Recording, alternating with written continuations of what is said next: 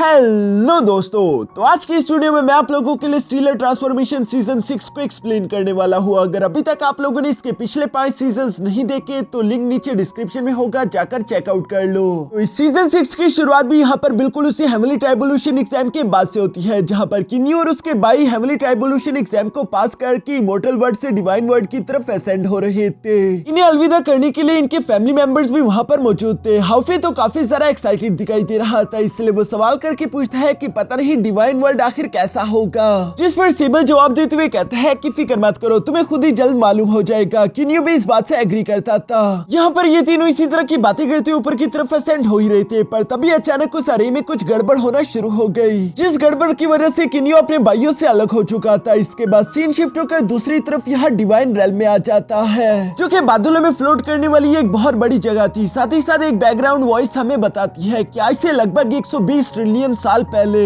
ये divine realm बना था। तब के टाइम यहाँ पर कई बड़ी बड़ी फोर्सेस हुआ करती थी, लेकिन उन सब के बीच आपस में जंगें होने लगी, जिनके टकराव के बाद सिर्फ पीछे 8 ऐसे मेजर फोर्सेस बच चुके थे, जो कि अब यहाँ पर रूल करने लगे। और ये 8 मेजर फोर्सेस कभी भी किसी दूसरे ताकतवर वॉरियर को अपनी जगह लेने नहीं देते। जब भी इन्हें खुद से कोई खतरनाक वॉरियर दिखता है, ये उसे खत्म कर देते हैं। यहाँ यही सारी बातें बताते हुए सीन शिफ्ट होकर दूसरी तरफ डिवाइन रेल्म के पूल पर आ जाता है, जहाँ पर कुछ गार्ड्स न्यू असेंडर्स का वेट कर रहे थे।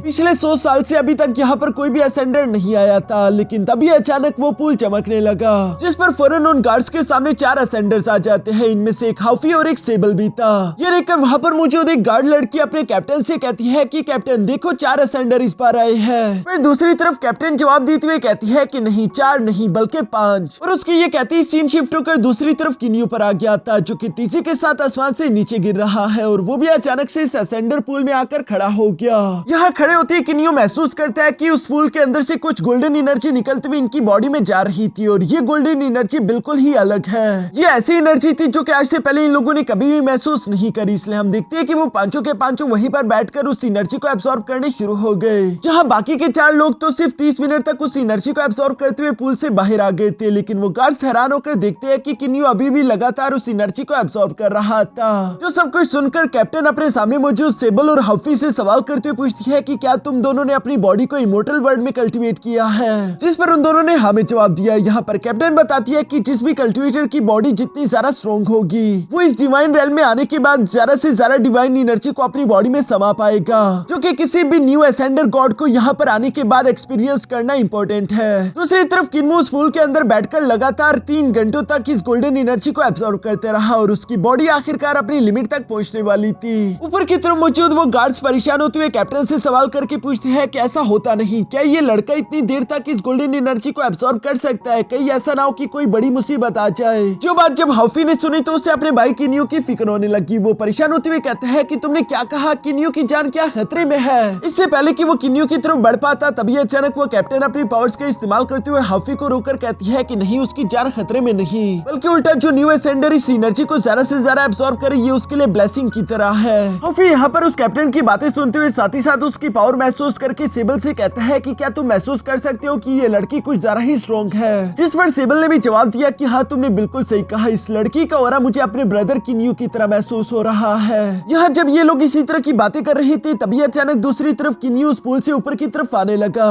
जो देखकर तो हाफी खुश हो जाता है। दूसरी तरफ किन्यू जब यहाँ पर टेलीपोर्ट होकर अपने भाइयों की तरफ जाने लगा, तो वो टेलीपोर्ट नहीं कर पा रहा था, इसलिए वो ये देखकर सरप्राइज हो गया। तभी अचानक दूसरी तरफ वो कैप्टन ल्यूफी यहाँ पर किन्यू को जवाब देते हुए कहती है कि यहाँ पर तो बड़े बड़े हायर लेवल के गॉड्स भी इतनी आसानी के साथ टेलीपोर्ट नहीं कर पाते। ये डिवाइन रेल्म है, यहाँ पर चीजें बिल्कुल भी नीचे की दुनिया की तरह काम नहीं करती। जो सारी बातें सुनकर हाफी फौरन से किन्यू के पास आकर कहता है कि वैसे बड़े भाई तुम ठीक तो हो ना, क्योंकि नीचे की तरफ पूल में मौजूद वो एनर्जी काफी ज्यादा अजीब थी, उसकी वजह से मुझे बहुत ही ज्यादा इरिटेशन हो रही है। यह इन दोनों की ये बातें सुनकर एक गार्ड लड़की सामने की तरफ आकर कहती है कि क्या तुम तीनों आपस में भाई हो? ये तो काफी ज्यादा यूनिक और रेयर बात है, क्योंकि ऐसा नॉर्मली होता नहीं कि 3 भाई एक साथ असेंडेंट होकर यहाँ पर आ पाए। इवन की कैप्टन भी यहाँ पर किन्यू से काफी ज्यादा इंप्रेस दिखाई दे रही थी, क्योंकि मिडिल लेवल के गॉड्स भी यहाँ पर इस एसेंशन पूल में 3 घंटों तक स्टे नहीं कर सकते। तभी अचानक यहाँ पर इन तीनों के साथ आए हुए बाकी के दोनों एसेंशन वॉरियर भी इनके सामने आ गए, जहाँ पर वो लड़का खुद को इंट्रोड्यूस करवाते हुए बोलता है कि मेरा नाम शीटियान और ये मेरी बीवी सोंग हुई है। हम दोनों भी बिल्कुल तुम्हारी तरह साथ मिलकर यहाँ पर आए, ये कितनी किस्मत की बात है। जिस पर दूसरी तरफ किन्यू ने भी खुद को और अपने भाइयों को उससे इंट्रोड्यूस यूज करवा दिया था। पर तभी अचानक वहाँ पर मौजूद वो कैप्टन इन लोगों से कहती है कि अब चलो भी इस तरह से अपने अल्फाज जाया मत करो, क्योंकि वैसे भी ये डिवाइन रेल्म है, यहाँ पर दोस्तियां काम नहीं आती। चलो मैं तुम लोगों को डिवाइन रेल्म के मेन कस्टम के बारे में बताती हूँ। हमारे यहाँ का रूल है कि जो भी न्यू एसेंडेड डिवाइन रेल्म में आएगा उसे पहले 1000 साल तक डिवाइन स्पिरिट स्टोन माइन में होली एम्परर के लिए काम करना होगा, वो भी बिना कुछ खास कंपनसेशन के। अगर तुम लोगों ने वहाँ से भागने की कोशिश की या फिर रेजिस्ट करने की हिम्मत करी तो पूरा की पूरा डिवाइन रेल्म तुम्हारी जान के पीछे पड़ जाएगा। जिस पर किन्यू समझदारी का मुजाहरा करते हुए बिना रेजिस्ट किए हुए कहता है कि ठीक है, हम लोग समझ गए। दूसरी तरफ वो कैप्टन भी यहाँ पर किन्यू और बाकी सब लोगों से कहती है कि चलो ठीक है, फिर मेरे साथ आओ, मैं तुम लोगों को खदान की तरफ लेकर चलती हूँ। रास्ते में डिवाइन रेल्म के बारे में जितनी भी बेसिक इन्फॉर्मेशन है वो भी मैं तुम लोगों को बता दूंगी। इसके बाद नेक्स्ट सीन हम लोगों को यहाँ डिवाइन स्पिरिट स्टोन माइंस का दिखाया जाता है, जहाँ पर रास्ते में चलते हुए कैप्टन साथ ही साथ इन लोगों को बता रही थी कि ये डिवाइन रेल्म नीचे की दुनिया की तरह बिल्कुल भी नहीं है। यहाँ पर खुद की बॉडी से कॉन्शियस को अलग करना, टेलीपोर्टेशन करना या फिर हवा में उड़ना ये लो लेवल के गॉड्स नहीं कर सकते, क्योंकि उनकी पावर्स यहाँ पर कम होती है। लेकिन जैसे जैसे जो गॉडली कल्टिवेटर दोबारा से पावरफुल होता रहे वो इन एबिलिटीज को भी अनलॉक कर पाएगा। जैसे कि एक मिडिल लेवल का डिवाइन बीइंग अपनी बॉडी से खुद की कॉन्शियसनेस को अलग कर सकता है, लेकिन वो कॉन्शियसनेस सिर्फ 10 मीटर की दूरी तक ही जा पाएगी। लेकिन दूसरी तरफ एक हाई रेल्म डिवाइन बीइंग की कॉन्शियसनेस पूरे 100 मीटर दूर तक जा सकती है। इस डिवाइन रेल्म में गॉड्स की पावर कई सारे रेल्म्स और लेवल्स में डिवाइडेड है, जैसे कि low level gods, medium level gods और साथ ही साथ हायर लेवल गॉड्स। ये तीनों डिवाइन बीइंग कहलाते हैं। इसके बाद आते हैं सेलेस्टियल गॉड्स, जो कि अलग अलग लेवल्स में डिवाइड है, जैसे कि celestial divine kings, legendary celestial lords और भी कई सारे ऐसे रेल्म मौजूद है। लेकिन हम उनके बारे में डिस्कस नहीं कर सकते क्योंकि वो हमारी पहुंच से बहुत ही बाहर है। जो सारी बातें सुनकर मिस सोंग हुई अपने हस्बैंड शीट यान से कहती है कि इसका मतलब कि अब हम लोग लो लेवल गॉड्स है, जो कि फिलहाल यहाँ पर मौजूद सबसे ज्यादा कमजोर है। इसका मतलब कि इन लोगों को दोबारा से मेहनत करते हुए अपना लेवल ब्रेक थ्रू करते हुए आगे जाना होगा। जो सुनकर तो हॉफी परेशान हो गया था और वो यहाँ पर कैप्टन से सवाल करते हुए पूछता है कि अगला लेवल ब्रेक थ्रू करने में हमें कितना समय लग सकता है। यहाँ पर वो कैप्टन बताती है कि फिलहाल तुम सब में से ज्यादा ताकतवर तो इस वक्त किन्यू है, लेकिन उसे भी अपना लेवल ब्रेक थ्रू करने में यहाँ पर कम से कम 10 लाख साल लग सकते हैं। यहाँ उस कैप्टन की ये सारी बातें जब किन्यू और उसके भाई सुन ही रहे थे, तभी अचानक उन्हें हवा में कुछ उड़ते हुए कल्टिवेटर दिखाई देते हैं, जिसमें से एक आदमी का नाम लॉर्ड विची था। और यहाँ पर वो कैप्टन बताती है कि यही वो आदमी है जो कि celestial divine spirit stone mines का इंचार्ज है। ऐसा कहा जाता है कि डिवाइन रेल्म में हर 1 मिलियन डिवाइन बीइंग में से सिर्फ एक ही होता है जो कि सेलेस्टियल बीइंग बन पाए। और अगर यहाँ पर तुम लोगों की किस्मत इतनी अच्छी रही कि तुम लोग लेवल ब्रेक थ्रू करके सेलेस्टियल बीइंग बन पाए तो तुम लोग एक बार फिर से उड़ पाओगे। जो बात सुनकर हॉफी फन से सामने आकर उस कैप्टन से सवाल करते हुए पूछता है कि तुमने ये क्यों कहा कि हमें यहाँ पर कल्टिवेशन करने के लिए इस माइन में काम करना होगा? क्या कल्टिवेशन करने के लिए डिवाइन स्पिरिट स्टोन्स इतने ज्यादा जरूरी है? जिस पर वो कैप्टन जवाब देते हुए कहती है कि हाँ बेशक जरूरी है, क्योंकि यहाँ की डिवाइन एनर्जी बहुत ही ज्यादा वायलेंट है, इसलिए तुम उस वायलेंट डिवाइन एनर्जी को डायरेक्टली एब्सॉर्ब नहीं कर सकते, बल्कि तुम्हें अपनी कल्टिवेशन करने के लिए डिवाइन स्पिरिट स्टोन्स पर ही निर्भर करना होगा। लेकिन हाँ, अगर फ्यूचर में तुम लोगों को कभी मौका मिला और तुम लोग बड़ी सिटी में जाकर रहने लगे तो वहाँ की एनर्जी इतनी ज्यादा वायलेंट नहीं और तुम लोग उसे डायरेक्टली एब्सॉर्ब कर पाओगे। जो सारी बातें सुनकर हॉफी यहाँ पर अपने हाथ में कुछ एनर्जी इकट्ठा करके एब्सॉर्ब करने की कोशिश करता है, लेकिन वो इसमें कामयाब नहीं हो पा रहा था। इसलिए वो कहता है कि अब मैं समझा कि आखिर मैं इस एनर्जी को एब्सॉर्ब क्यों नहीं कर पा रहा। मुझे लग रहा था कि शायद मेरे कल्टिवेशन मेथड में कोई मसला आ गया। जो सुनकर वो लड़की जवाब देते हुए कहती है कि अब तुम लोगों को इस डिवाइन स्पिरिट स्टोन माइन में काम करते रहना होगा ताकि तुम लोग ज्यादा से ज्यादा स्पिरिट स्टोन्स इकट्ठा कर सको और इसी तरीके से तुम उन स्पिरिट स्टोन्स का इस्तेमाल करते हुए बड़ी सिटी में घर लेकर आराम से अपनी कल्टिवेशन जारी रख पाओगे। यहाँ पर हम देखते हैं कि पहले से ही कई सारे असेंडर इन खदानों में काम कर रहे थे ताकि वो ज्यादा से ज्यादा स्पिरिट स्टोन्स इकट्ठा कर सके, लेकिन फिर भी ये बस मेहनत मजदूरी वाला काम लग रहा था जिस साइकिल से वो लोग शायद कभी भी ना निकल पाए। यहाँ पर मौजूद वो कैप्टन हाउफी और उसके बाकी के सारे दोस्तों से कहती है कि इस जगह पर जरा संभल कर रहना, तुम लोग रश करते हुए किसी से भी पंगा नहीं ले सकते, क्योंकि अगर गलती से भी तुम लोगों ने किसी हाई ग्रेड की गॉड को ऑफेंड कर दिया तो तुम लोगों की जान उसी सेकंड चली जाएगी। यहाँ ये सब बताते हुए वो कैप्टन इन लोगों को एक और लड़की के पास ले आती है जो कि काफी ज्यादा सख्त मिजाज की लग रही थी, क्योंकि एक आदमी उससे भीख मांग रहा था कि प्लीज इस बार मुझ पर थोड़ा सा रहम करिए, मेरे पास इस बार उतने स्पिरिट स्टोन नहीं जो कि मुझे आपको देने हो, वरना मैं इस तरह से अपनी कल्टिवेशन कैसे कर पाऊंगा। लेकिन वो लड़की उसकी कोई भी बात ना सुनते हुए कहती है कि रूल्स होते हैं, तुम्हें ये स्पिरिट स्टोन्स तो देने ही होंगे। जो सब कहते हुए अचानक से उस लड़की लैनुवो की नजर यहाँ पर किन्नी और उसके बाकी के सारे दोस्तों पर भी पड़ गई थी, जिन्हें देखकर कहती है कि अच्छा यानी कि तुम लोग वो न्यू बैच ऑफ असेंडर्स हो, चलो टाइम जाया मत करो और काम पर शुरू हो जाओ। जो कहते हैं मिस लैनुवो ने यहाँ पर पर इन लोगों को एक एक पोटली और साथ ही साथ कुछ इंस्ट्रूमेंट दे दिए थे जिनका इस्तेमाल करते हुए ये इन खदानों में से स्पिरिट स्टोन्स निकाल सके। जहाँ साथ ही साथ वो इन्हें बता दिया है कि तुम लोगों को इस खदान में पूरे 1000 साल तक काम करना ही होगा, जिसमें से हर एक साल तुम लोग 3600 लो ग्रेड के divine spirit stone Holi emperor के लिए हमें जमा कराओगे। यहाँ ये सारी इंस्ट्रक्शन मिलने के बाद ये सब लोग अपने अपने काम पर रवाना होते हुए एक दूसरे से अलग हो गए। इसके बाद नेक्स्ट सीन में हम लोग यहाँ पर किन्नी और उसके भाइयों को देखते हैं, जहाँ पर हाउफी कह रहा था कि आखिर मैंने क्या क्या नहीं सोचा था। मुझे तो लगा था कि एक बार हम लोग डिवाइन रेल में चले जाए उसके बाद मजे ही मजे होंगे, लेकिन यहाँ पर तो आकर हमें मजदूरों की तरह काम करना पड़ रहा है। जिस पर किन्यू जवाब देते हुए कहता है कि ये डिवाइन रेल बिल्कुल भी कोई नॉर्मल जगह नहीं, यहाँ पर चीजें वाकई में काफी ज्यादा डिफिकल्ट होने वाली है। इसी वजह से कई सारे गॉड इस जगह को छोड़कर भाग जाते थे, लेकिन हम भगोड़े नहीं बल्कि हम इस मुश्किल को जल्दी पार करके यहाँ से आगे की तरफ चले जाएंगे। फिलहाल हम लोगों को इस डिवाइन रेल्म के बारे में और ज्यादा से ज्यादा इंफॉर्मेशन निकलवानी होगी, जो कहती है कि किन्यू यहाँ पर अपने भाइयों के साथ मिलकर जियांगलिंग आर्टिफैक्ट के सेकंड फ्लोर में आ चुका था, जहाँ किन्यू का बटलर सोल पपेट मौजूद है। और यह सोल पपेट पहले मास्टर चिमी का बटलर हुआ करता था, जो कि डिवाइन रेल्म से ही नीचे इमोर्टल रेल्म में आए हुए थे, इसलिए इसे डिवाइन रेल्म के बारे में काफी कुछ इन्फॉर्मेशन मालूम थी।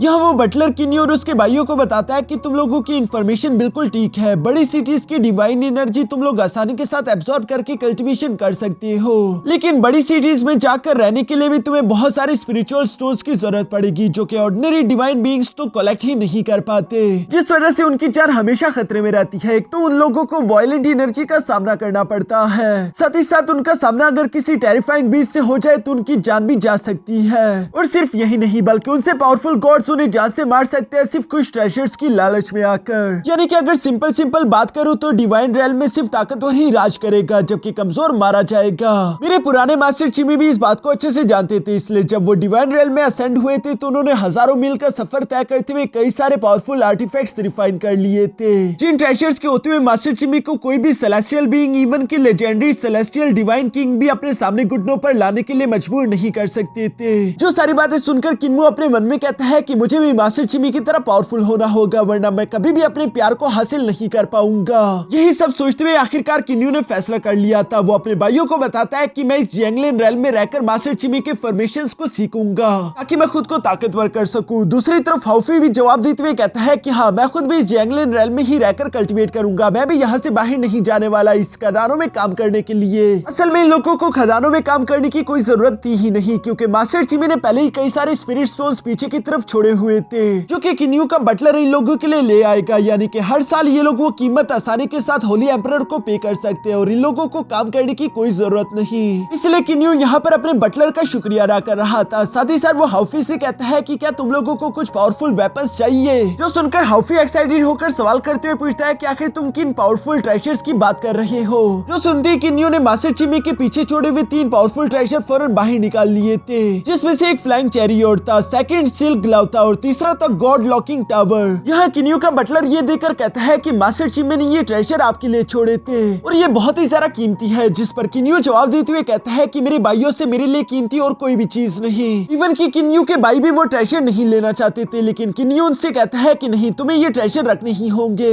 ये तुम लोगों की कमियों को पूरा कर सकता है। जैसे कि किन्यू ने फ्लाइंग चैरियट यहाँ पर हाउफी के हवाले कर दिया था, क्योंकि ये फ्लाइंग चैरियट हाउफी को उड़ने में मदद कर सकता है और इसकी रफ्तार बहुत ही ज्यादा तेज होगी। दूसरी तरफ सिबल के पास तो पहले से ही विंग्स थे और किन्यू खुद के लिए भी कुछ न कुछ सोच लेगा। जबकि साथ ही साथ हम देखते हैं कि सेकंड सिल्क ग्लव्स यहाँ पर किन्यू ने सेबल के हवाले कर दिए थे। सिल्क ग्लव्स का इस्तेमाल करते हुए सेबल की स्ट्रेंथ पहले से इंक्रीज हो जाएगी, जिस तरह से सेबल अपने क्लाउड पियर्सिंग स्पीयर को और ज्यादा अच्छे से इस्तेमाल कर पाएगा। साथ ही साथ उसके पास और भी कुछ स्पेशल टेक्निक्स आ जाएगी। और आखिरी में गॉड लॉकिंग टावर था, जो कि किन्यू ने खुद के पास रख लिया। यहाँ ये तीनों ट्रेजर्स बांटने के बाद किन्यू अपने भाइयों से कहता है कि मैं सेकुलूशन में जा रहा हूँ मास्टर चिमी के फॉर्मेशन अरे को सीखने के लिए, जो कहती है किन्यू फरस से यहाँ टेंपल ऑफ मिस्ट्री चला गया। जिसके बाद पीछे की तरफ जो सेबल और हाउफी भी किन्यू को ना निराश करने के लिए एक दूसरे के साथ मेहनत करते हुए अपनी कल्टीवेशन पर काम करने शुरू हो गए। दूसरी तरफ सीन शिफ्ट होकर यहाँ टेंपल ऑफ मिस्ट्री के अरे स्पेस में आ जाता है, जहाँ पर मास्टर चिमी पूरे 900 स्क्रोल्स ऑफ फॉर्मेशंस छोड़कर गया हुआ था। इन फॉर्मेशंस के बारे में जानते हुए किन्यू को मालूम होता है कि फॉर्मेशन टोटली 3 तरह के होते हैं, जिनमें से किलिंग फॉर्मेशन, डिफेंस फॉर्मेशन और ट्रैपिंग फॉर्मेशन कॉमन है।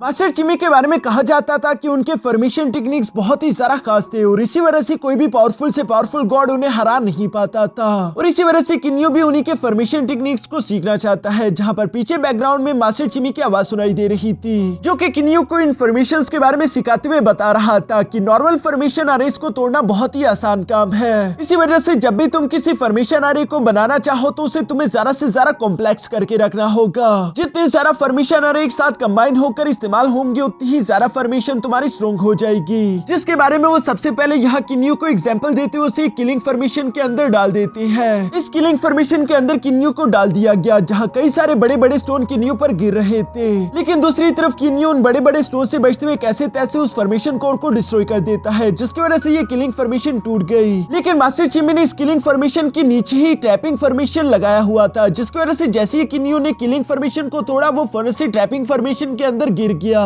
इसके बाद हम देखते हैं कि किन्यू लगातार उनमें से हर एक फॉर्मेशन अरे को बारी बारी करके तोड़ने की कोशिश करता, लेकिन वो जितनी मर्जी बार एक एक फॉर्मेशन अरे को तोड़ता जाता वो हमेशा दूसरे फॉर्मेशन अरे में फंस जाता। किन्यू को भी धीरे धीरे समझ आने शुरू हो गया था कि यहाँ पर फॉर्मेशन अरे की मल्टीपल लेयर्स है जो कि किसी डेड एंड की तरह काम करते हैं, यानी कि मुझे इन्फॉर्मेशन अरे को तोड़ना नहीं बल्कि यहाँ से एक्सिट का दरवाजा ढूंढना होगा। जो सब सोचते हुए किन्यू ने उस फॉर्मेशन अरे को अच्छे से स्कैन करना शुरू कर दिया और उसे क्रिस्टल थोड़ा सा अजीब लगा, इसलिए किन्यू उसी क्रिस्टल की तरफ बढ़ने की कोशिश करता है। इससे पहले कि किन्यू यहाँ पर अपनी सोड का इस्तेमाल करते उस क्रिस्टल पर हमला कर पाता तभी अचानक उसके सामने इल्यूशनरी अरे एक्टिवेट हो गया, जो कि किन्यू के लवर के फॉर्म में एक्टिवेट हो चुकी थी, जिसकी वजह से किन्यू उस पर हमला नहीं कर पा रहा। अगला अरे एक थंडर अटैकिंग फॉर्मेशन अरे होता है जहाँ पर हम देखते हैं कि किन्यू पर बिजलियां गिरने लगी थी, लेकिन दूसरी तरफ किन्यू ने अपनी तलवार के अंदर वो सारी की सारी बिजलियां समा ली। जिसके बाद दूसरी तरफ किन्यू खुद को शांत करते हुए कहता है कि मैं जानता हूँ कि ये एक इल्यूशन है, लेकिन फिर भी वो मिस जियांगली पर हमला नहीं करना चाहता था। उल्टा वो अपनी तलवार को तेजी के साथ उसके पास से गुजारते हुए फौरन उस क्रिस्टल पर हमला कर देता है, जिस क्रिस्टल के टूटते ही किन्यू फॉर्मेशन से बाहर आ गया, जिसका मतलब कि अब किन्यू ने फॉर्मेशंस के बारे में थोड़ा बहुत कुछ सीख लिया है। वो खुश होते हुए कह रहा था कि अब मैं समझ चुका हूँ कि फॉर्मेशन अरे चाहे जितना मर्जी कॉम्प्लेक्स और डिफिकल्ट क्यों ना हो, लेकिन फिर भी उसके अंदर कोई ना कोई एक्सिट डोर मौजूद होगा।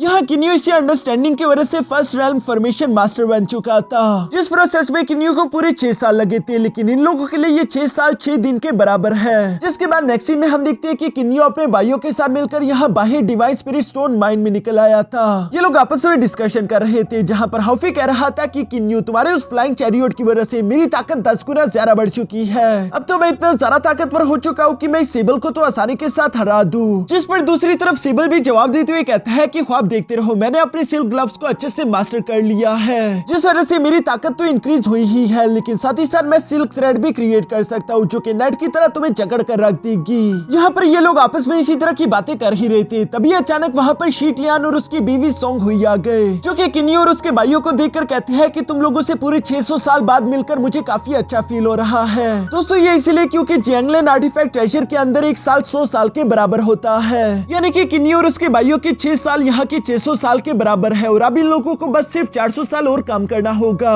यहाँ किन्यू देखता है कि शीटयान और सोंगहुई पहले से ज्यादा स्पिरिट स्टोन की कीमत अदा कर रहे थे, इसलिए किन्यू से सवाल करते हुए पूछता है कि आखिर तुम लोग 3600 से ज्यादा स्पिरिट स्टोन उन्हें क्यों दे रहे हो। जिस पर शीटयान बताता है कि असल में लॉर्ड यानियो ने हमसे वादा किया था अगर हम उन्हें ज्यादा स्पिरिट स्टोन देते हैं तो वो बदले में हमें भी फेवर करेंगे। जब खदानों के अंदर हमारा टाइम कंप्लीट हो जाएगा और हमें यहाँ से किसी दूसरे विलेज में भेजा जाएगा तो तब वो हमें एक अच्छी सिटी के अंदर भेजेंगे जहाँ पर हम लोग आराम से कल्टीवेशन कर सके। क्या तुम लोगों को ये बात मालूम नहीं, अगर तुमने उन्हें फेवर नहीं किया तो हो सकता है कि वो तुम्हें एक गंदी विलेज में भेज दे जहाँ की डिवाइन एनर्जी वायलेंट हो और तुम लोग वहाँ पर कभी भी कल्टीवेशन नहीं कर पाओगे। ये सारी बातें सुनकर किन्यू जवाब देते हुए कहता है कि चलो कोई बात नहीं, हमारी फिक्र ना करे, क्योंकि किन्यू और उसके भाइयों के पास कई सारे आर्टिफैक्ट और ट्रेजर्स थे, उन्हें भला क्या ही फिक्र होनी थी। लेकिन ये सब कहती है अचानक से किन्यू ने वहाँ पर किसी को आता हुआ महसूस कर लिया था, जिसे देखकर तो चारों तरफ हलचल मच चुकी थी। वो असल में एक डिमोनिक सेंट्रीपीड बीस्ट था जो कि लेवल 9 की डीमन एम्परर के बराबर है। वो यहाँ इसी खदानों में रहा करता था जो कि कभी कभी बाहर आकर लो लेवल गॉड्स को जान से मार डालता है। इसलिए जब वहाँ पर मौजूद लोगों को इस बारे में मालूम हुआ तो सब लोग ही अपनी जान बचाकर यहाँ वहाँ भाग रहे थे, लेकिन दूसरी तरफ किन्यू और उसके भाइयों को इस बात से फर्क नहीं पड़ता। उल्टा इन लोगों ने तो अपने वेपन्स बाहर निकाल लिए थे क्योंकि ये इन लोगों के लिए प्रैक्टिस करने के लिए एक परफेक्ट अपॉर्चुनिटी थी। यहाँ जैसे ही वो डिमोनिक सेंट्रीपीड बीस्ट इन लोगों के सामने आता है तभी अचानक हाफी ने सबसे पहला स्लैश अटैक उस पर चल दिया था। जो स्लैश अटैक इतना ज्यादा पावरफुल है कि यहाँ पर उस सेंट्रीपीड का एक हाथ कटकर नीचे गिर जाता है और इसी बात ने उस सेंट्रीपीड बीस्ट को और भी जरा गुस्सा दिला दिया था, इसलिए वो गुस्सा होते हुए जोर जोर से इन पर दाड़ने लगा। लेकिन दूसरी तरफ सेबल काफी कूल तरीके से सामने की तरफ बढ़ते हुए अपने क्लाउड पियर्सिंग स्पीयर को लेकर कहता है कि अब मेरी बारी। जो कहते हैं सेबल यहाँ अपने स्पीयर को लेकर तेजी के साथ उस सेंट्रीपीड बीस्ट की तरफ भागना शुरू कर देता लगता है। साथ ही साथ वो रास्ते में उसके हर एक हमले को भी डॉज कर रहा था। अचानक से सेबल हवा में जंप करते हुए यहाँ पर अपने स्पीयर को उसकी बॉडी में घुसाने की कोशिश करने लगा, लेकिन दूसरी तरफ उस डीमन सेंटीपीड की स्किन तो काफी ज्यादा स्ट्रॉन्ग थी, जिसके आर पार सेबल का स्पीयर जा ही नहीं रहा।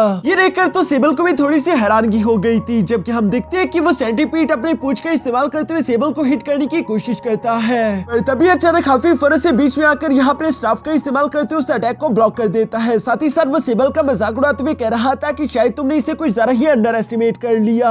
ये सुनकर सेबल जवाब देते हुए कहता है कि हाँ तुमने सही कहा, लेकिन अब ऐसा नहीं होगा। जो कहती सेबल ने फरस से हवा में दोबारा से जंप लगा दी। साथ ही साथ इस बार सेबल ने अपने सिल्क ग्लव्स की पावर को भी एक्टिवेट कर लिया था, जिसकी वजह से वो इस बार सेंटीपीड को अपने स्पेयर का इस्तेमाल करते हुए इंजर्ड कर पाया। और सिर्फ इसी के साथ सेबल रुकता नहीं, बल्कि उसने अपने सेकंड सिल्क ग्लव का इस्तेमाल करते हुए सिल्क थ्रेड्स बनाकर फरस से उस सेंटीपीड को जकड़ भी लिया था, ताकि वो अपनी जगह से मूव ना कर पाए। लेकिन ये टेक्निक भी सिर्फ कुछ ही सेकंड्स तक काम कर पाई। इसके बाद हम देखते हैं कि उस डिमोनिक सेंटीपीड ने फरस से अपनी फुल स्ट्रेंथ का इस्तेमाल करते हुए यहाँ गुस्से के साथ खुद को आजाद करवा लिया था, जबकि इसके बाद वो अपनी पूंछ का इस्तेमाल करते हुए फरस से इन दोनों को हिट करके पीछे भी हटा देता है। दूसरी तरफ सेबल और हफी ये देखकर काफी ज्यादा सरप्राइज थे। सेबल कहता है कि मैंने अपनी पूरी स्ट्रेंथ का इस्तेमाल किया, उसके बावजूद भी मैं सिर्फ इस डिमोनिक सेंटीपीड के शेल को थोड़ा बहुत डैमेज कर पाया, इससे ज्यादा कुछ नहीं। क्या इस डिवाइन रेल्म का हर एक बीस्ट और कल्टिवेटर इतना ही ज्यादा ताकतवर होगा? तभी अचानक दूसरी तरफ हम उस सेंटीपीड को देखते हैं, जिसकी आंखें चमकने लगी। साथ ही साथ वो इंसानों की तरफ बात करते हुए कह रहा था कि अब तुम दोनों मरना डिजर्व करते हो। और ये कहती वो अपनी टेंटिकल का इस्तेमाल करते हुए अभी उन दोनों पर हमला करने ही वाला था, जो देखकर तो हफी और सेबल ने अपनी आंखें बंद कर ली थी। लेकिन जब वो आंखें खोलते हैं तो उन्हें देखने को मिलता है कि किन्यू ने वक्त रहती फरस से सामने की तरफ आकर सिर्फ एक ही हाथ का इस्तेमाल करते उस अटैक को ब्लॉक कर दिया था। साथ ही साथ किन्यू यहाँ पर अपने भाइयों से कहता है कि तुम दोनों पीछे हट जाओ, इसके साथ मैं अपने फॉर्मेशंस का इस्तेमाल करना चाहता हूँ। जो सुनकर किन्यू के भाई बिल्कुल ऐसे ही करते हैं। दूसरी तरफ किन्यू भी जंप करते हुए फरस से पीछे आ चुका था, जहाँ वो इस डीमन सेंटीपीड की तरफ देखते हुए कहता है क्या मैं तुम पर लो लेवल फॉर्मेशन का इस्तेमाल करूंगा, ताकि मैं जान सकूं कि उस फॉर्मेशन की पावर कितनी है। ये कहती है किन्यू ने अपने सबसे लो लेवल ट्रैपिंग फॉर्मेशन का इस्तेमाल करते हुए यहाँ पर उस डिमोनिक सेंटीपीड को इसके अंदर कैद कर दिया, जो देखकर तो उस डिमोनिक सेंटीपीड को काफी ज्यादा गुस्सा आ रहा था। वो चारों तरफ हमला करते उस फॉर्मेशन को तोड़ने की कोशिश करता है, लेकिन वो इसमें कामयाब नहीं हो पा रहा, जो देखकर दूसरी तरफ नीचे मौजूद किन्यू ने अपने सेकंड किलिंग फायर फॉर्मेशन का भी इस्तेमाल कर दिया। इस सेकंड फॉर्मेशन की वजह से उस डिमोनिक सेंटीपीड की बॉडी पर फ्लेम का एक हमला हो गया, जिसकी वजह से उसकी बॉडी जोर जोर से जलने लगी और उसे काफी ज्यादा तकलीफ हो रही थी। इसी तरह से तकलीफ में उसे झटपटाता हुआ दूसरी तरफ किन्यू भी देखते हुए यही सोच रहा था कि पता नहीं आखिर ये लो लेवल फॉर्मेशन इसके सामने कितनी देर टिकेगी। किन्यू का बस ये कहना ही था कि तभी अचानक हम देखते हैं कि दूसरी तरफ उस डिमोनिक सेंटीपीड ने फॉर्मेशन आई ढूंढ ली थी, जिसकी वजह से वो इस फॉर्मेशन को तोड़ पाया। ये देखकर किन्यू को अफसोस नहीं होता, बल्कि वो खुश होते हुए अपने मन में कह रहा था कि कहना पड़ेगा मास्टर चिमी के फॉर्मेशन सच में कमाल के हैं। सिर्फ एक लो लेवल फॉर्मेशन अगर इतनी पावर रखती है तो एक हाई ग्रेड की फॉर्मेशन कितनी खतरनाक होगी। यहाँ जब किन्यू नीचे खड़ा होकर खुश होते हुए ये सब सोच रहा था, तो सामने की तरफ मौजूद वो डीमन सेंटीपीड गुस्सा होते हुए कहता है कि मैं तुम्हें जान से मार डालूंगा। ये कहते हुए उसने अपने टेंटिकल का इस्तेमाल करते हुए फरस से यहाँ किन्यू पर हमला कर दिया, जो देखकर उसके भाई तो घबरा चुके थे। लेकिन इससे पहले कि वो लोग आगे बढ़कर यहाँ किन्यू को बचाने के लिए जा पाते, तभी अचानक वो लोग सरप्राइज हो गए। उन्हें एक अजीब नजारा अपनी आंखों के सामने देखने को मिला कि किन्यू बिना सेलेस्टियल गॉड रेल्म में इंटर होने के बावजूद भी हवा में उड़ पा रहा था, वो भी अपने मिटियोर टीयर की वजह से, क्योंकि इस मिटियोर टीयर ने किन्यू की स्पिरिचुअल पावर एक सेलेस्टियल लेवल तक इनहेंस कर दी थी। दूसरी तरफ जब उस डीमन सेंट्रीपीड ने भी किन्यू को हवा में उड़ता हुआ देखा तो वो इसे एक सेलेस्टियल बीइंग समझ लेता है, इसलिए वो डर के मारे वहां से भागना चाहता था। लेकिन दूसरी तरफ किन्यू ऐसा होने नहीं देता, बल्कि उसने पहली दफा अपने गॉड लॉकिंग टावर आर्टिफैक्ट की पावर का इस्तेमाल किया, जिसके एक्टिवेट होती है अंदर से चेंज निकलते हुए फरन उस डिमोनिक सेंटीपीड को जकड़ लेती है, जिसे कैप्चर करने के बाद वो फरन उसे एब्सॉर्ब कर लेती है, ताकि बाद में उसकी पावर्स को किन्यू रिफाइन कर सके। किन्यू भी यहाँ पर उस डिमोनिक सेंटीपीड को हराने के बाद फरन से नीचे अपने भाइयों के पास आ चुका था, जहाँ पर हाफी एक्साइटेड होते हुए कहता है कि ब्रदर किन्यू तुम उड़ सकते हो, जिस पर किन्यू जवाब देते हुए कहता है कि हाँ, लेकिन इसके बारे में हम लोग यहाँ से चलकर कहीं और बैठकर बात करेंगे। जो सुनकर किन्यू और उसके भाई इससे पहले कि यहाँ से जा पाते, तभी अचानक वहाँ पर कुछ सोल्जर्स आ जाते हैं, जिन्होंने फौरन से किन्यू और उसके भाइयों को चारों तरफ से घेर लिया। साथ ही साथ वहाँ पर लॉर्ड वीची भी आ चुके थे, जो आते साथ ही कहते हैं कि मुझे मालूम हुआ कि यहाँ पर एक डिमोनिक सेंटीपीड था और उसकी किसी के साथ अंडरग्राउंड फाइट हो रही थी। क्या तुम बता सकते हो कि आखिर वो डिमोनिक सेंटीपीड गया कहाँ पर? और साथ ही साथ मुझे ये भी बताओ कि कौन था वो वॉरियर जो कि उसके साथ फाइट लड़ रहा था। ये सुनकर किन्यू समझदार बनते हुए आगे आकर लॉर्ड वीची से कहता है कि हम लोग तो नहीं जानते कि उस डिमोनिक सेंटीपीड के साथ किसने फाइट की और वो गया कहाँ पर। हम तो खुद काफी ज्यादा कमजोर है, हम लोगों में इतनी ज्यादा ताकत नहीं कि हम इतने खतरनाक डिमोनिक सेंट्रीपीड का मुकाबला कर सके। इसलिए मैं और मेरे भाई उस डिमोनिक सेंट्रीपीड से अपनी जान बचाने के लिए उन पत्थरों के पीछे छुप चुके थे, जिन पत्थरों के ऊपर डिमोनिक सेंट्रीपीड के नाखूनों के निशान थे। इसलिए यहाँ पर लॉर्ड विची को लगता है कि शायद ये तीनों सच कह रहे होंगे। इवन कि जब वो अपने 16 आइज का इस्तेमाल करते हुए इन तीनों के पावर लेवल्स को चेक करते हुए कहता है कि उस डिमोनिक सेंट्रीपीड को हराने के लिए एक सेलेस्टियल बीइंग होना जरूरी है। लेकिन इन तीनों की पावर लेवल्स को देखकर लगता है कि ये तो अभी मामूली डिवाइन बीइंग है, ये कभी भी उस पावरफुल डिमोनिक सेंट्रीपीड को नहीं हरा पाएंगे। इसलिए अब लॉर्ड विची को इन लोगों पर शक नहीं हो रहा था, बल्कि वो अपने साथियों को लेकर उस डिमोनिक सेंट्रीपीड की तलाश करने के लिए फौरन से यहाँ से रवाना हो गया। इसके बाद नेक्स्ट सीन में हम देखते हैं जहाँ किन्यो और उसके भाई वापस से जियांगलिन आर्टिफैक्ट आ चुके थे। यहाँ पर किन्यो अपने भाइयों को बता रहा था कि बेशक मीटियोर टीयर का इस्तेमाल करते हुए मैं फ्लाई तो कर सकता हूँ, लेकिन अभी भी मेरी सेलेस्टियल पावर लॉर्ड विची जितनी पावरफुल नहीं, यानी कि अगर उसकी और मेरी 1 वर्सेस 1 फाइट हो जाए तो मैं कभी भी उसे हरा नहीं पाऊंगा। ये बात किन्यो को एहसास दिला रही थी कि इन तीनों भाइयों को पहले से ज्यादा ताकतवर होना होगा, वरना ये लोग यहाँ पर सर्वाइव नहीं कर पाएंगे। जिसके लिए किन्यो ने अपने भाइयों से कहा कि हम लोग सिर्फ अपने ट्रेजर पर पूरी तरीके से डिपेंड्स नहीं हो सकते, बल्कि साथ ही साथ हमें अपनी सोल और बॉडी को भी ताकतवर करना होगा, ताकि फ्यूचर में अगर हमारा सामना किसी पावरफुल कल्टिवेटर से हो जाए तो हम लोग मारे ना जाए। हॉफी और सेबल दोनों ही किन्यो की इन बातों से एग्री करते थे, इसलिए वो दोनों यहाँ से कल्टिवेशन करने के लिए रवाना हो जाते हैं। दूसरी तरफ किन्यो भी कुछ और पावरफुल फॉर्मेशन टेक्निक सीखने के लिए वापस से उसी फॉर्मेशन अरे स्पेस में आ चुका था, जहाँ किन्यो याद करता है कि पिछली बार उसके फॉर्मेशन अरे को उस डिमोनिक सेंट्रीपीड ने तोड़ दिया था। इस बार का उसका फॉर्मेशन अरे पहले से ताकतवर होना चाहिए। उसे पहले फॉर्मेशन अरे के बारे में डीपली अंडरस्टैंड करना होगा, ताकि वो समझ सके कि फॉर्मेशन अरे की कमजोरियां क्या होती है और वो इन कमजोरियों पर काम करे, उन्हें और ज्यादा ताकतवर बना पाए। जिन फॉर्मेशन की कमजोरियों के बारे में यहाँ पर किन्यो अपने बटलर फू से भी सवाल करता है, जिस पर बटलर फू जवाब देते हुए कहता है कि सबसे पहले तो ये कि मैं फॉर्मेशन की कमजोरियों के बारे में कुछ नहीं जानता, और दूसरी बात ये कि मैं आपको कांग्रेचुलेशन बोलना चाहता हूँ, क्योंकि आपको सिर्फ 600 साल लगे फर्स्ट लेवल का फॉर्मेशन मास्टर बनने के लिए।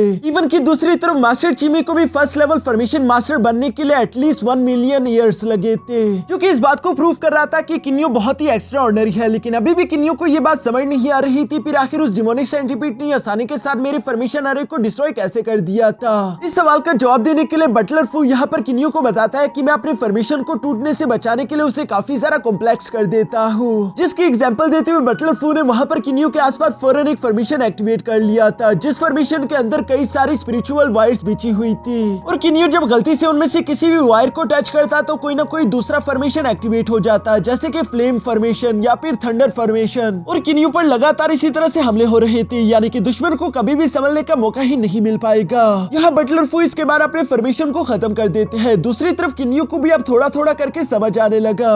असल में जो मास्टर चीमी ने पीछे की तरफ फॉर्मेशन के 900 स्क्रॉल्स छोड़े थे, मुझे उन्हें अलग अलग करके नहीं सीखना, बल्कि मुझे उन सबको एक साथ सीखकर कंबाइन इस्तेमाल करना है। और अगर मैं उन्हें कंबाइन इस्तेमाल करता हूँ तो मेरी फॉर्मेशन काफी सारा कॉम्प्लेक्स होगी, और इसी कंबाइन फॉर्मेशन को ओशियन ऑफ फॉर्मेशन का नाम दिया गया था। फॉर्मेशन ओशियन को सीखने के लिए दूसरी तरफ मास्टर चीमी को भी पूरे 1 बिलियन साल तक की मेहनत लगी थी, तो इसे पूरी तरीके से मास्टर करना शुरू में किन्यो के लिए भी आसान नहीं होगा। जैसे जैसे उसका लेवल ब्रेक थ्रू हो, शायद वो इसे बाद में मास्टर कर पाए। यह इस फॉर्मेशन ओशियन को समझते हुए साथ ही साथ किन्यो महसूस करता है कि उसकी बॉडी के अंदर मौजूद ओरिजिन रेल्म भी चेंज होने लगा है, जो ओरिजिन किसी ऑरा बॉल की तरह लग रहा था, और उसके पास स्पेस में भी डिस्टर्बन थी, यानी कि किन्यो अपनी ओरिजिन रेल्म के लेट स्टेज में जाने के लिए काफी ज्यादा नजदीक है। यहाँ ये सब करते हुए बाकी के 4 साल भी गुजर गए थे, यानी कि बाहर के 400 साल। इसलिए किन्यो, हाउफी और सेबल के यहाँ से जाने का वक्त आ चुका था, जिसके लिए ये लोग कैप्टन ल्यूफी से जाकर मिलते हैं। कैप्टन ल्यूफी यहाँ पर तीनों को एक एक टोकन देते हुए कहती है कि किन्यो, तुम काफी ज्यादा जिद्दी हो।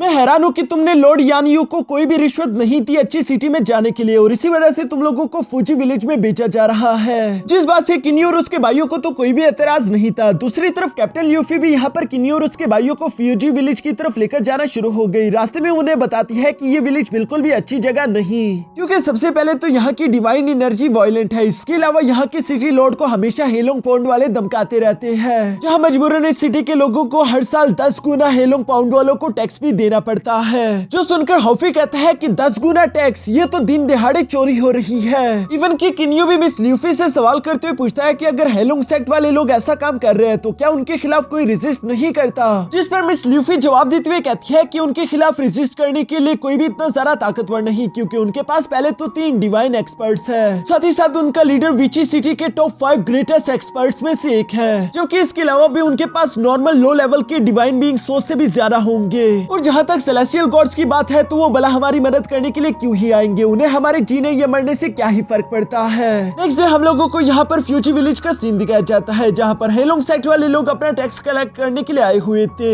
जबकि विलेजर्स भी मजबूर होकर थैलिया भर-भर के स्पिरिट स्टोन्स ऐसा टैक्स उन्हें दे रहे थे। और तभी अचानक साइड से किसी ने किन्यू को जोर जोर से आवाजें देना शुरू कर दी थी और हमें देखने को मिलता है कि ये आदमी असल में कोई और नहीं बल्कि हमारा फर्स्ट मोनार्च यानी कि जिंग जुआन था, जिसने दूर से किन्यू को देखकर पहचान लिया था। इसलिए वो फौरन से किन्यू के पास आकर खुश होते हुए कहता है कि ये तो तुम हो, मैंने बिल्कुल एक्सपेक्ट नहीं किया था कि मेरे जाने के बाद तुम भी इतनी जल्दी डिवाइन रेल में असेंड होकर आ जाओगे। क्या तुम लोग भी अब इसी फूजी विलेज में आकर रहोगे? साथ ही साथ वो यहाँ पर कैप्टन ल्यूफी को भी पहचानता था, जहाँ कैप्टन ल्यूफी कहती है कि जिंग जुआन, लगता है कि ये तुम्हारे पुराने दोस्त है, अब तुम इन्हें आगे की सिटी दिखा देना, अब मुझे यहाँ से चलना है। जो कहते हुए कैप्टन ल्यूफी वहाँ से चलेगी, जिसके जाने के बाद दूसरी तरफ किन्यू यहाँ पर ब्रदर जिंग जुआन से अपने बाकी के दोनों भाइयों को भी इंट्रोड्यूस करवाने लगा, जबकि साथ ही साथ किन्यू को ब्रदर जिंग जुआन के लिए काफी बुरा भी महसूस हो रहा था, क्योंकि एक टाइम पर ब्रदर जिंग जुआन एक बहुत बड़ा मोनार्च किंग था, जिन्होंने अपने प्लेनेट की मोनार्च पोजीशन छोड़ते हुए किन्यू के हवाले करी हुई थी। लेकिन अब देखो उनका क्या हाल हो चुका, वो एक मजदूर बनकर रह चुके हैं।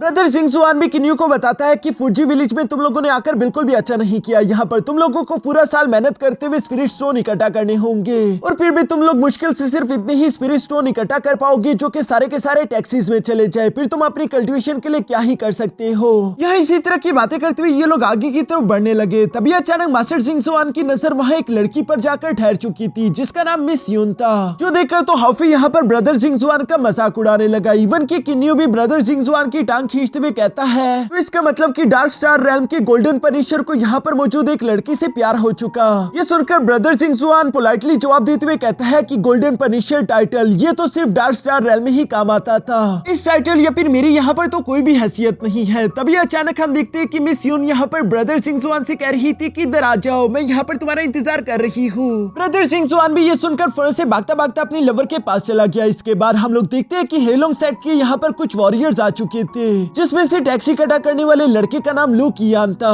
वो एक मिडिल लेवल गॉड है जो कि ऊंची आवाज में कह रहा था कि हमारे हेलोंग सेक्ट का एक न्यू रूल बना, जो कि रेयर है, लेकिन मैं तुम लोगों को बता देना चाहता हूँ कि जो भी न्यू एसेंडेंट यहाँ पर आए हैं उनका भी टैक्स इस बार माफ नहीं होगा, बल्कि उन्हें भी 1500 स्पिरिट स्टोन्स देने होंगे। वहाँ पर मौजूद लोगों के पास टैक्स देने के अलावा कोई भी दूसरा रास्ता नहीं था, इसलिए वो बारी बारी आगे की तरफ जाते हुए लू कियान को अपना थैली भर भर के स्पिरिट स्टोन का टैक्स देने लगे। जब मिस यून की यहाँ पर बारी आई तो हम देखते हैं कि लू कियान यहाँ पर उसका हाथ पकड़ते हुए कहता है कि मिस यून तुम मुझे भूल तो नहीं गई, क्योंकि लू कियान भी शुरू में इसी फूजी विलेज में रहा करता था। बाद में उसने खुद को ताकतवर करते हुए हेलोंग सेक्ट को ज्वाइन कर लिया और वो साथ ही साथ मिस यून को पसंद भी करता है, इसलिए वो मिस यून का हाथ पकड़ते हुए ठरकियों की तरह कह रहा था कि मैं आज के दिन तुम्हारे फैमिली के पास जाऊंगा ताकि मैं तुम्हारा रिश्ता मांग सकूं। लेकिन ये बात सुनकर तो दूसरी तरफ ब्रदर जिंग जुआन को बिल्कुल भी अच्छा नहीं लगता, इसलिए वो फौरन से आगे की तरफ बढ़कर मिस यून का हाथ छुड़वाते हुए लू कियान से कहता है कि उससे दूर रहो। चूंकि ब्रदर जिंग जुआन एक लो लेवल के गॉड थे, इसलिए हम देखते हैं कि लू कियान ने आसानी के साथ अपनी पावर्स का सिर्फ एक ही झटका इस्तेमाल करते उसे पीछे की तरफ पटक दिया,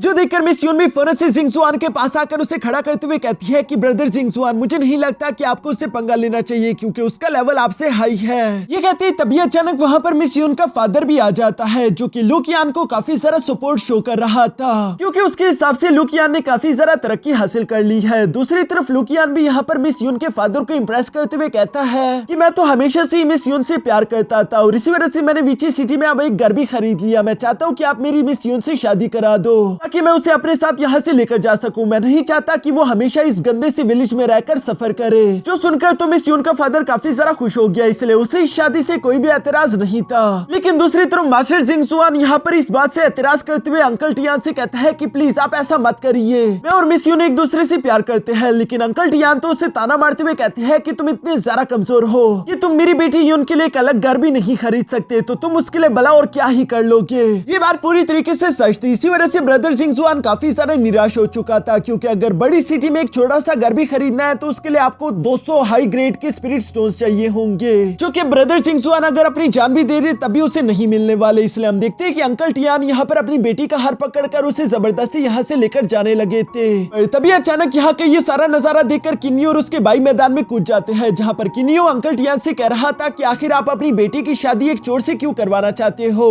वो चोर जो कि दूसरों के टैक्स पर खुद को सरवाइव करते हैं, क्या इनकी इतनी सारा इज्जत है। दूसरी तरफ लू कियान को ये बात काफी सारा गुस्सा दिला चुकी। वो किन्यू और उसके भाइयों की तरफ देखते हुए कहता है कि तुम तीनों तो वही न्यू एसेंडर्स हो ना, आखिर तुम लोग मेरे सामने इतने सारा एरोगेंट कैसे हो सकते हो। लेकिन दूसरी तरफ किन्यू और उसके भाइयों को भला उसकी धमकियों से क्या ही फर्क पड़ता है। ये देखकर तो लू कियान भी थोड़ा सा हैरान हो गया था, इसलिए वो अपनी सोल आइज का इस्तेमाल करते हुए उनके पावर लेवल्स को चेक करने की कोशिश करता है, जहां उसे देखने को मिलता है कि किन्यू की पावर तो एक हाई लेवल गॉड के बराबर थी, जबकि दूसरी तरफ उसके दोनों भाई भी इंटरमीडिएट लेवल के गॉड्स लेवल पावर रखते थे। लू कियान को तो समझ ही नहीं आ रहा था कि आखिर ये न्यू एसेंडर इतनी जल्दी इतने सारा पावरफुल कैसे हो गए, पर फिलहाल वो किन्यू और उसके भाइयों से पंगा भी नहीं ले सकता। दूसरी तरफ हम देखते हैं कि किन्यू ने फौरन अपने पास से एक स्टोरेज बैग बाहर निकाल लिया था, जिस ट्रेजर को देखकर तो वहां पर मौजूद सब लोग ही सरप्राइज हो गए थे। यहाँ पर किन्यू स्टोरेज बैग को लेकर जिंगजुआन के हवाले करते हुए कहता है कि लो रिसे सिटी में जाकर बेच दो, जिसकी कीमत यकीनन 300 हाई ग्रेड स्पिरिचुअल स्टोन के बराबर होगी। इसका इस्तेमाल करते हुए तुम अपनी और अपनी बीवी के लिए घर खरीद पाओगे।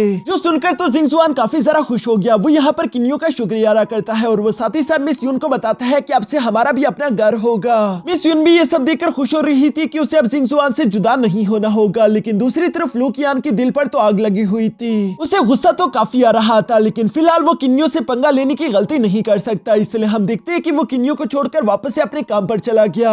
इसके बाद हम लोगों को नेक्स्ट डे विची सिटी का सीन दिखाया जाता है, जहाँ पर जिंगजुआन अपनी वाइफ और किन्यू और उसके भाइयों को लेकर यहाँ पर ट्रेजर हाउस के पास आया हुआ था, ताकि वो यहाँ पर अपने लिए एक अच्छा सा घर पसंद करके खरीद ले। किन्यू और उसके भाई भी बिल्कुल ऐसा काम कर सकते हैं। लेकिन दूसरी तरफ हम देखते हैं कि इस ट्रेजर हाउस की सेल वुमेन का एटीट्यूड काफी ज्यादा बुरा था। वो इन लोगों से कह रही थी कि अपना जेड लेकर मेरे पास आ जाना, फिर मैं तुम लोगों को बताऊंगी कि तुम वो घर खरीद सकते हो या नहीं। जो सुनकर किन्यू सामने की तरफ जाकर देखता है कि हवा में कई सारे जेड पेडेंट फ्लोट कर रहे थे। उनमें से एक जेड पेडेंट को देखकर किन्यू को मालूम होता है कि ये घर तो काफी लो क्वालिटी के हैं। डिवाइन रेल में आने के बावजूद भी क्या गॉड्स को इस तरह से मामूली घर में रहना पड़ेगा, ये तो बिल्कुल भी कोई जिंदगी ना हुई। लेकिन दूसरी तरफ जिंगजुआन और मिस यून को एक घर का जेड पेडेंट पसंद आ जाता है और इसी जेड पेडेंट को लेकर वो यहाँ पर उसी सेल्स वुमेन के पास आ गए, जो कि total 228 high grade spirit stone का था। इसलिए हम देखते हैं कि यहाँ पर मिस यून ने वो कीमत अदा करते हुए आखिरकार इस घर को खरीद लिया। और इससे पहले कि वो अपने घर की चाबी ले पाते तभी अचानक वहाँ पर एक सेलेस्टियल गॉड आ जाता है, जो कि आते हुए कह रहा था कि ये घर काफी अच्छी लोकेशन पर है, इसलिए मैं अपने लिए लेना चाहता हूँ। जो सुनकर तो वो बेशरम सेल्स वुमेन फौरन से ये चाबी उठाते हुए उस कमांडर के सामने ले आई थी कि लीजिए ये घर आपका हुआ।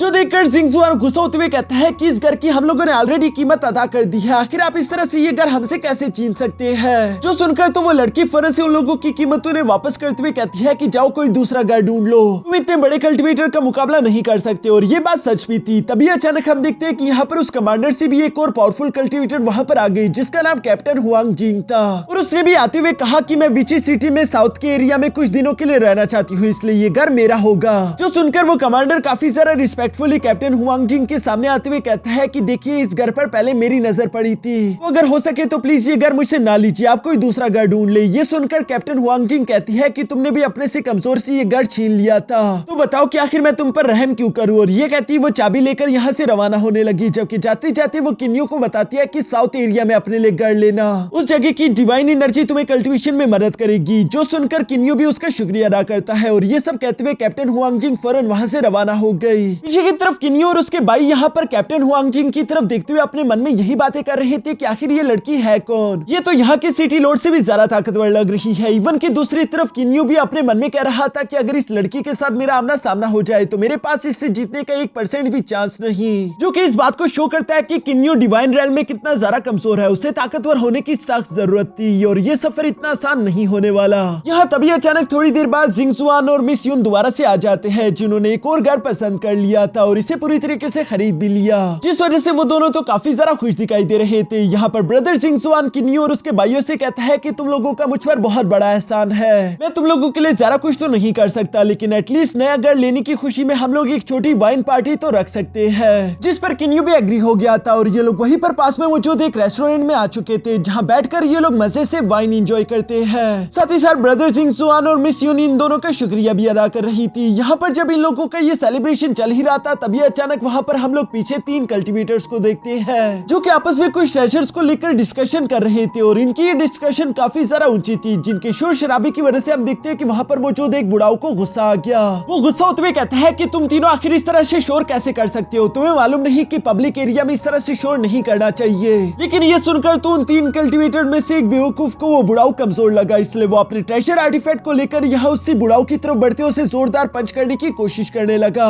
कि आखिर तुम हमारे बीच इंटरफियर क्यों कर रही हो। लेकिन हमें यहाँ जहाँ पर जानने को मिलता है कि वो बुढ़ाऊ तो काफी सारा डेंजरस है, जिसके पास इतनी सारा खतरनाक प्रेशर है कि उसने बिना हिले सिर्फ अपनी किलिंग इंटेंट का इस्तेमाल करते उस कल्टीवेटर को घुटनों पर ला दिया था। ये देखकर उस रेस्टोरेंट में चारों तरफ हलचल मच गई थी, इसलिए सब लोग अपनी जान बचाने के लिए फौरन बाहर की तरफ भागने लगे। इवन की जिंगजुआन और मिस यून भी यहाँ से निकलकर बाहर जा चुके थे, लेकिन जब किन्यू और उसके भाइयों की बारी आई तभी अचानक वहाँ पर एक बैरियर बन गया जो कि उसी बुढ़ाऊ कल्टीवेटर ने लगाया हुआ था। इसी वजह से किन्यू और उसके भाई बाहर नहीं जा पाए, जो देखकर किन्यू जिंगजुआन से कहता है कि तुम अपनी वाइफ को लेकर यहाँ से निकलो, हमारी फिक्र मत करो, हम भी जल्दी तुम्हारे पीछे आ जाएंगे। जो सुनकर ब्रदर जिंगजुआन बिल्कुल ऐसे ही करता है। पीछे की तरफ हम देखते हैं कि हाउफी ने भी फौरन से अपने स्टाफ को बाहर निकाल लिया था, जिसका इस्तेमाल करते हुए वो जोर जोर से उस शील्ड पर हमला करने लगा ताकि वो उसे तोड़कर यहाँ से बाहर जा सके, लेकिन इसका कोई भी फायदा नहीं हो रहा था। उल्टा उस बुढ़ाऊ की नजर हाउफी पर भी पड़ गई थी और वो पता नहीं हाउफी में काफी सारा इंटरेस्टेड फील होने लगा, इसलिए हम देखते हैं कि उसने हाउफी पर भी एक बहुत ही पावरफुल किलिंग इंटेंट लगाना शुरू कर दिया,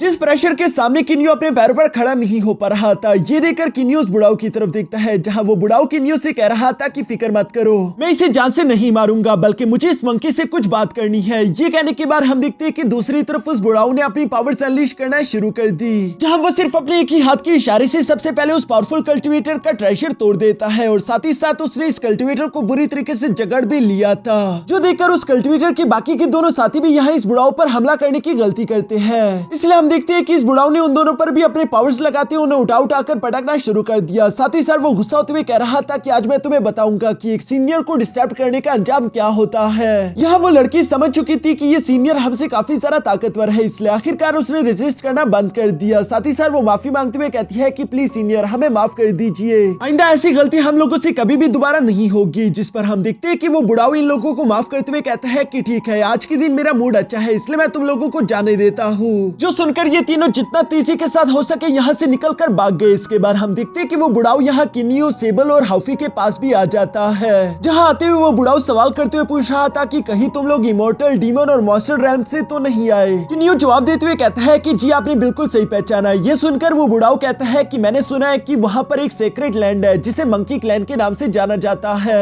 मैंने हमेशा से ही सोचा था कि जो भी मंकी क्लैन का स्टनिंग ब्लो सीख कर यहाँ डिवाइन रैल्म में असेंड होकर आएगा, मैं उसे अपना डिसाइपल बना लूंगा। और आज के दिन मैंने देखा कि इस लड़के हाउफी के पास वही स्टनिंग ब्लो है, इसलिए मैं इसे अपना डिसाइपल बनाना चाहता हूँ। जो कहती है उस बुढ़ाऊ ने फौरन से हाउफी को कैद कर लिया और वो हाउफी से कहता है कि चलो आपसे तुम मेरी डिसाइपल हो तो तुम्हें मेरे साथ चलना होगा। जो सुनकर हाउफी उस बुढ़ाऊ से कहता है कि मेरे पास ऑलरेडी मेरे मास्टर है जिनका नाम जियांगलैन है, मुझे तुम्हारे साथ नहीं चलना। दूसरी तरफ मास्टर जियांगलैन का नाम सुनकर वो बुढ़ाऊ शौक होते हुए कहता है कि तुम जियांगलैन के डिसाइपल हो। अब तो फिक्र करने वाली और भी कोई बात नहीं, क्योंकि जियांगलैन मेरा अच्छा दोस्त है और वो यकीनन इस बात का बुरा नहीं मनाएगा, तो चलो तुम मेरे साथ। जो देखकर किन्यू भी यहाँ पर उस बुढ़ाऊ मास्टर से रिक्वेस्ट करते हुए कहता है कि हम तीनों भाई मिलकर यहाँ इस डिवाइन रैल्म में आए थे, प्लीज आप हमारे भाई हाउफी को हमसे जुदा ना करे। जो सुनकर वो बुढ़ाऊ जवाब देते हुए कहता है कि तुम लोग फिक्र मत करो, मैं हाउफी को बस सिर्फ अपनी टेक्निक सिखाना चाहता हूँ, एक बार वो मेरी टेक्निक्स को मास्टर कर ले उसके बाद वो तुम्हारे पास वापस आ सकता है। जो कहते हुए वो बुढ़ाऊ यहाँ पर हाउफी को अपने साथ लेकर जाने लगा। इवन की हाउफी चिल्ला चिल्ला कर कह रहा था कि मुझे तुम्हारे साथ नहीं जाना, लेकिन उस बुढ़ाऊ को कोई भी फर्क नहीं पड़ता। पीछे की तरफ किन्यू भी आवाज देते हुए कहता है कि वैसे अगर हाउफी वापस ना आया तो क्या आप बता सकते हैं कि हमें हाउफी को लेने के लिए कहाँ पर आना होगा। जो सुनकर वो बुढ़ाऊ मास्टर तो जोर जोर से हंसने लगा, क्योंकि उसे लग नहीं रहा था कि किन्यू और सेबल कभी भी वहाँ पर आ पाएंगे, लेकिन फिर भी वो इन्हें बता देता है कि अगर तुम्हें अपने ब्रदर हाउफी को लेना है तो तुम लोगों को शूरा सी आना होगा। और यहाँ इसी सीन के साथ हमारा ये एपिसोड यहीं पर खत्म हो जाता है। तो किन्यू को अपने भाई के लिए मजबूरन ताकतवर होना ही होगा, यानी कि किन्यू की कल्टीवेशन स्पीड और भी ज्यादा इंक्रीज हो जाएगी, जो कि हम लोगों को नेक्स्ट वीडियो में देखने को मिलेगा। वो भी मैं जल्द से जल्द आप लोगों के लिए अपलोड कर दूंगा। तब तक आप इस वीडियो को लाइक करके एक प्यारा सा कमेंट कर दो।